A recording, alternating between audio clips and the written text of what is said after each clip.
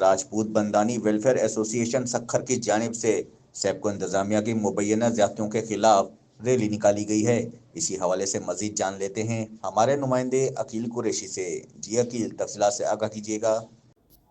جی بالکل، راجپوت بندھانی ویلفیئر ایسوسی ایشن سکھر کی جانب سے سیبکو انتظامیہ کی مبینہ زیادتیوں، ناجائز ایف آئی آرز اور نیو گوٹ کے مکینوں کے ساتھ جاری ناانصافیوں کے خلاف ایک احتجاجی ریلی نکالی گئی۔ ریلی کی قیادت بندھانی ویلفیئر ایسوسی ایشن کے صدر حاجی محمد شریف بندھانی، تاج محمد بندھانی، عامر بندھانی و دیگر رہنماؤں نے کی۔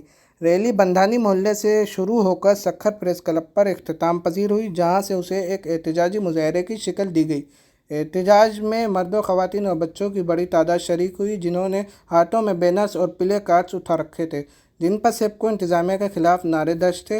مظاہرین کا کہنا تھا کہ نیو گوٹ کے مکینوں کو کئی ماہ سے شدید مشکلات کا سامنا ہے، بجلی کی بندش، ناجائز بلنگ اور بدسلوکی معمول بن چکی ہے۔ جی بہت شکریہ عقیل، تفصیلات سے آگاہ کرنے کے لیے۔